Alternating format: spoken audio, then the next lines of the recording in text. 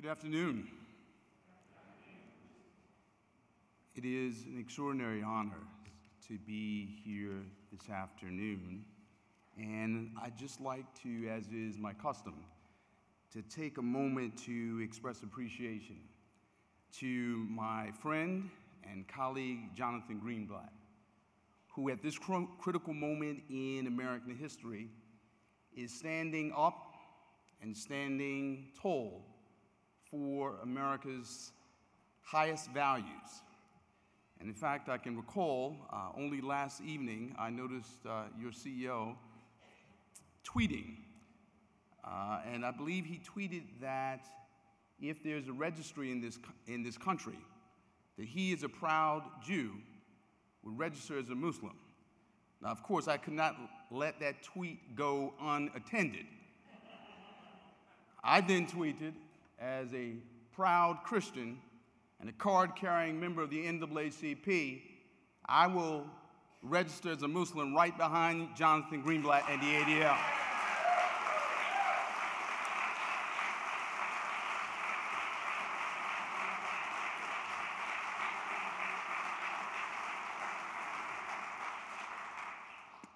I wanted to thank Marvin Nathan for that gracious introduction.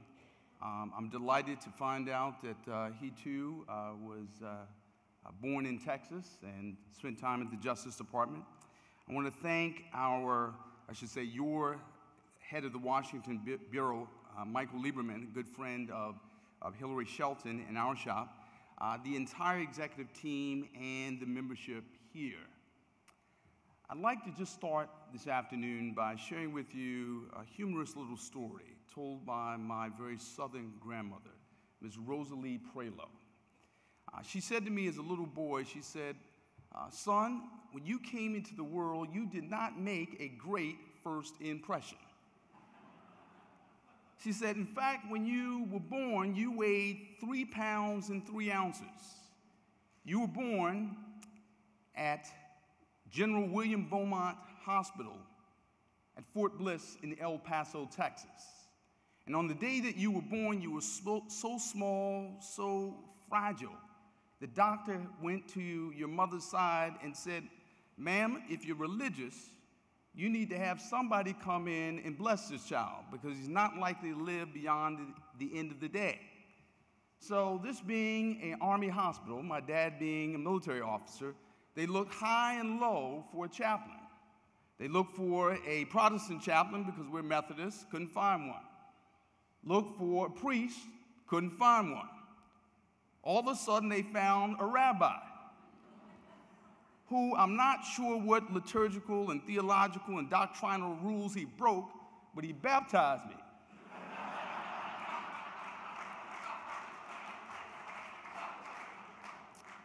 Now, my grandmother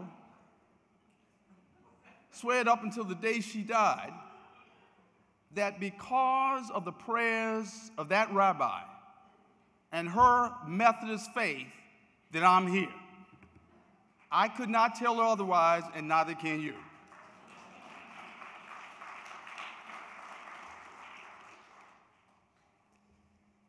This afternoon represents an extraordinary moment in American history. This is not some obscurely gray mark on the Gregorian calendar. This is not a matter of happenstance or coincidence. This is not a matter of some cosmic roll of the dice. This meeting of the ADL with a guest from the NAACP occurs in an anguishing hour of American history. When we look across the length and breadth of our republic, we see a generation of young people who are bodily and morally putting themselves on the line to stand up for those who've been brutalized at the hands of a minority of police officers. It is a moment in American history where we see children, our children, who reflect our values, who are made imago Dei in the image of God, being brutalized, being demeaned, being dehumanized as a consequence of anti-Semitic and racist vitriol. It is a moment in American history where we find ourselves in the midst of a millennial civil rights movement, where a generation of the Motown era and this millennial era are yet saying with their bodies, with their minds, and with their hearts, in the words of William Shakespeare, now is the winter of our discontent. It is a moment in American history after the election and the re-election of the nation's first African-American president. We yet see fundamental American assumptions that all of us are created equal being called into question. It is a moment in American history where we have a president-elect who is called for the expansion of a morally odious, constitutionally suspect practice called stop and frisk. It is a moment in American history where we are being called upon to stand together, to stand firm on our convictions, to stand against every form of bigotry, every form of hatred, every form of anti-Semitism, every form of racism, and to stand up and stand tall.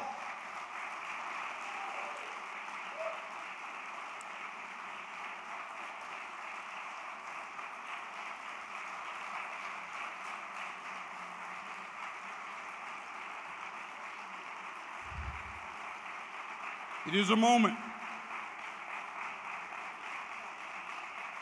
where some, in their skepticism, in their pessimism, are wondering aloud whether we can be the America that our forebears, our foremothers, and our forefathers dreamed that we can be. It is a moment where some are yet questioning this anguishing hour, this challenging hour that we find ourselves in. But I'm reminded of a slim book in the Bible called Esther, in which a story is told of a woman, a young woman, Esther Hadassah, who lived a hyphenated existence, a Persian existence, a Hebrew existence. But I recall in that story an interrogative, a query, a moral question arrives on her doorstep. And that question was this: who knows that you've come to this special office for such a time as this? Who knows that we've come to this place, this room, at this hour for such a time as this? In answer to that moral question, that interrogative, that query, let us turn the gilded pages of history and consider an organization known as the National Association for the Advancement of Colored People that came into being as a consequence of a race riot in Springfield, Illinois. I spent time in Boston.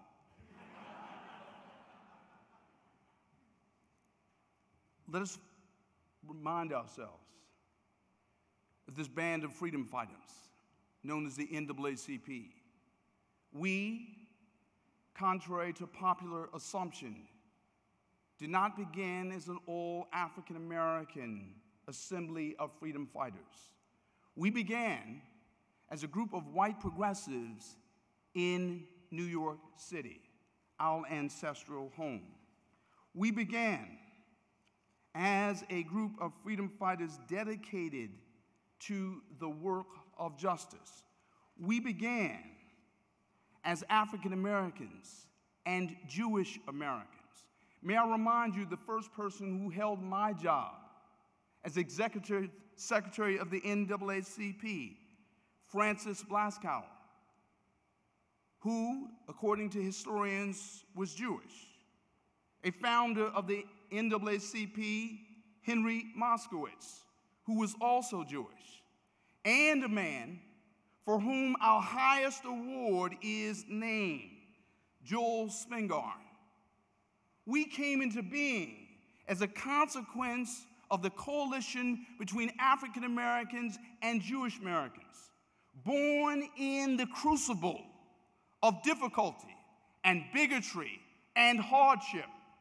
May I remind you of an organization called the Anti-Defamation League, created only a few years later as a consequence of a lynching in Georgia of a man by the name of Leo Frank. May I remind you that our Genesis story is not told as a matter of a garden of an Edenized America, but rather our Genesis story involves a tree of good and evil, where the gnarled and ugly branches of anti-Semitism and racism bear the strange fruit of hate.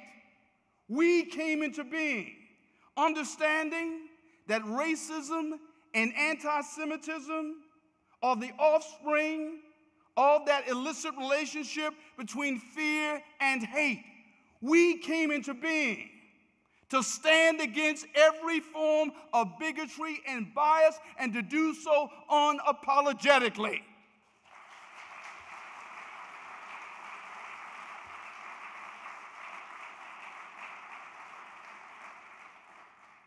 Note the history. At those moments in American history where you needed someone, a group of somebodies, to stand against hate, the NAACP and the Anti-Defamation League have done so in sponsoring hate crime legislation and working with our law enforcement agencies to stand against hate crimes, to stand for the Voting Rights Act, to stand for criminal justice reform. We have stood together. This bears witness to the history that we share, that is fundamentally ethical and moral and even theological. When we consider that canon of social justice that we share, otherwise known as the books of the prophets, Amos and Isaiah and Jeremiah.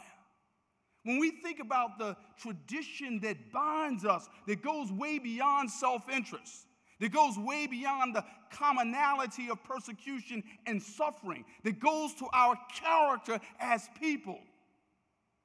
When we think about that history, it is not merely a matter of a nostalgic coalition, but rather a now coalition. So when we think about Schwerner, Cheney, and Goodman, two Jews and an African American who literally lied in a grave together.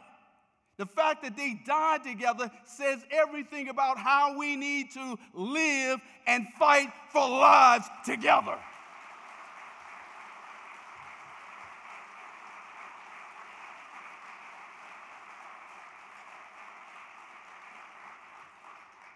When we think about that iconic photograph of Abraham Joshua Heschel walking side by side, arm in arm with the Reverend Dr. Martin Luther King, that sepia-tone photograph, that black and white picture of yesteryear, is also a picture of the possibilities of today.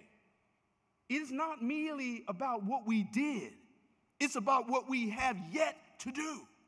When we consider the fact that there have been 430 hate crimes committed since the election, it says we have much to do.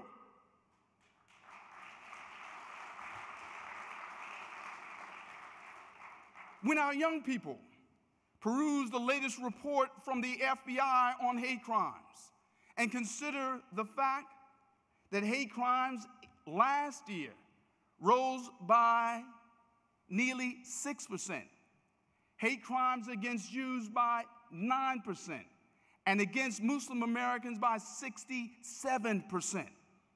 When we think about the fact that right now, all across this country, we have a generation of young people who've heard the racialized dog whistles blown by adults such that they are snarling at one another in racial animus and anger, and some are even whimpering in fear. When we consider that our children in this day, in this age, at this moment, are looking to us for leadership, it says that the ADL and the NAACP have much to do, and we are committed to doing it.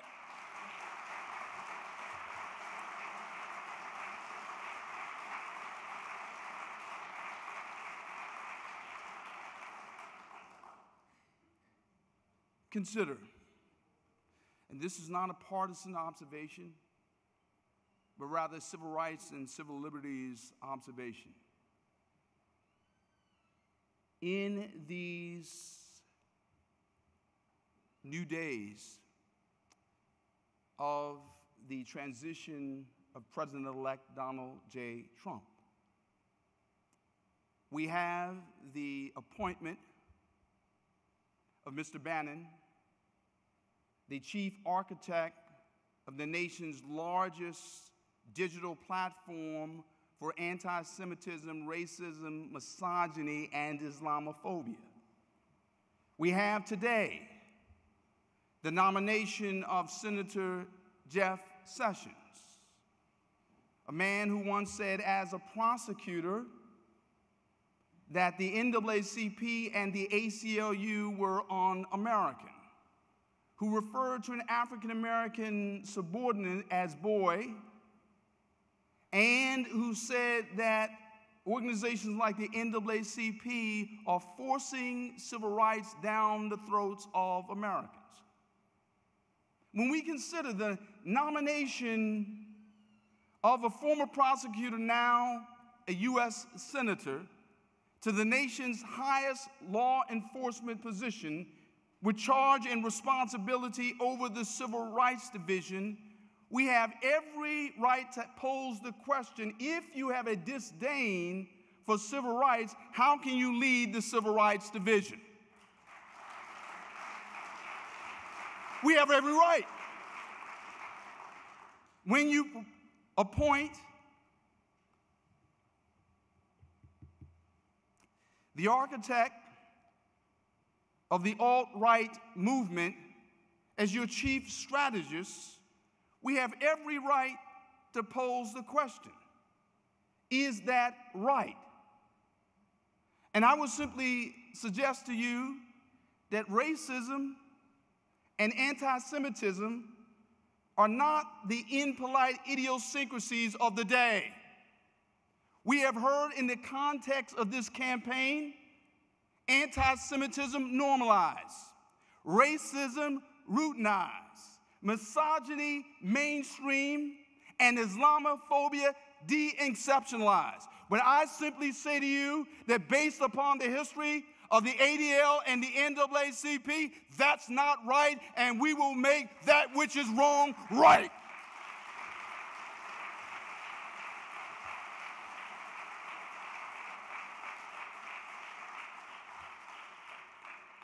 This means building a working coalition where you have 26 regional offices, where we have nearly 40 state conferences, representation in every state of the union, 2,200 branches.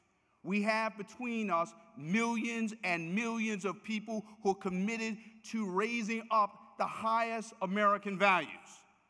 We can partner in the things we share in common. We have a love and an affection and a sacrificial dedication to young people. I want to modestly suggest to you today that we train our young people to stand together against hate. We are on college campuses all across the country. We're in communities all across the country, and we need the next generation to have the values of this generation as they take us forward into the future. And that means the ADL and the NAACP have to stand together in a now coalition, not a nostalgic coalition.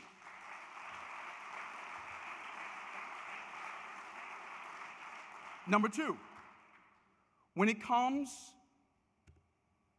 to the nomination and the appointment of the Attorney General, U.S. attorneys, and every and all officials with respect to law enforcement, we have to be clear. We expect the nation's civil rights laws to be enforced, all of them, and every dot and tittle of the U.S. Constitution. We have to stand together and demand a standard of excellence when it comes to the United States Department of Justice. We cannot have slipshod commitment to the Constitution in the nation's best and best equipped law enforcement agency. We've got to stand together on that. Number 3, voting rights. We need your help.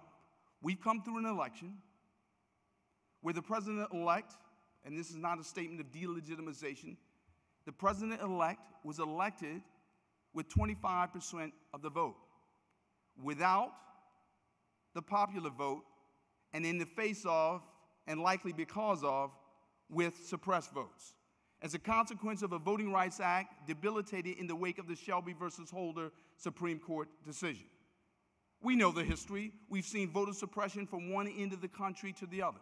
In the state of Texas, we saw an omnibus voter suppression law pass that made it clear that if you have an ID which allows you to carry a concealed weapon, it was deemed sufficient democratic and civic proof to vote.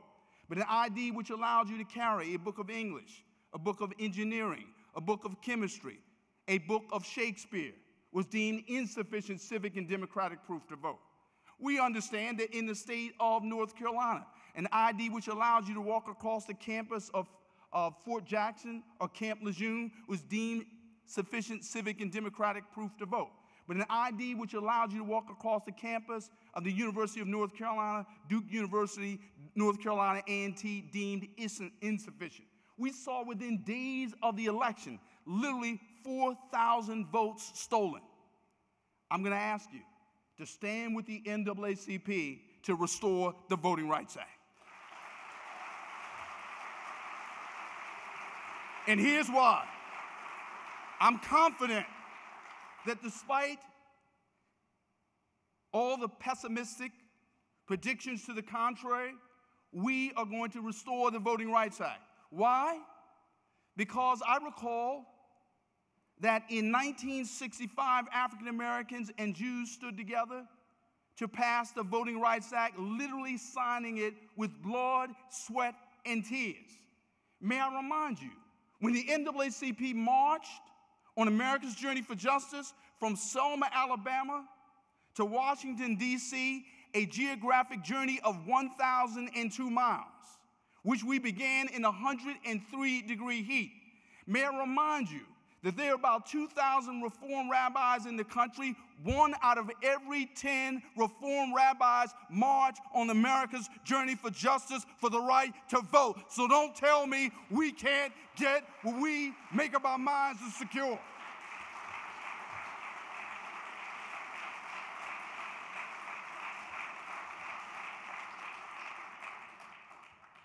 Let me give you one more example, and it's a personal example. On America's journey for justice, in Selma, Alabama, I met a man whose chosen name was Middle Passage.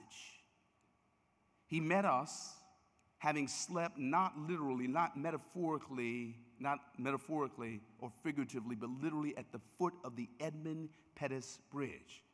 He took a bus, 40 hours to get to Selma from Colorado. He met a rabbi by the name of Bruce Lustig, who gave him a ride to the home of Miss Amelia Boynton, who stood next to President Obama when we commemorated that march at 100+ years of age. He then came back from Amelia Boynton's home, prayed, and began the walk with us to Washington, D.C. Middle Passage, 67 years of age, a veteran of the Navy, a veteran of the Vietnam War. He told us in Selma that he was going to carry the American flag the entire distance to Washington, D.C. for the right to vote. And he walked for 40-something days with Jews and Christians, Baptists and Methodists, people from every corner of the country. He walked for 40 days. We came to a little place called Spotsylvania, Virginia. And when we came to Spotsylvania, Virginia, having walked through a rainstorm, Middle had the flag wrapped up. But when the clouds parted, the blue sky emerged. Middle literally unfurled the flag. And when he unfurled the flag, he collapsed to the pavement. My hardest day at the NAACP was telling a group of school children that Middle didn't make it. He didn't come back from the hospital. He died. But the hardest question I've ever been asked that at the NAACP was posed by those same school children. The question would be this: if a man was willing to die for the right to vote, why can't we vote and fight for the right to vote?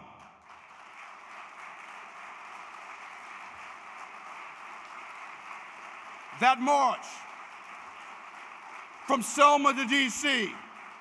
is a metaphor for our march through the Red Sea of Reconstruction, our march through discrimination, our march through bias and bigotry and anti-Semitism and racism, our march through every form of difficulty, our march is together as African Americans and Jews. That march is a metaphor for the struggle we now face. And it is a march in which we're reminded of a little hymn sung by Christians and Jews, members of the ADL and the NAACP, the words being these: lift every voice and sing, till earth and heaven ring. Ring with the harmonies of liberty. Let our rejoicing rise high as the listening skies. Let it resound loud as the rolling sea. Sing a song full of the faith that the thought pastors taught us. Sing a song full of the hope that the present has brought us. Facing the rising sun of our new day begun. Let us march on, let us march on, let us march on till victory is won.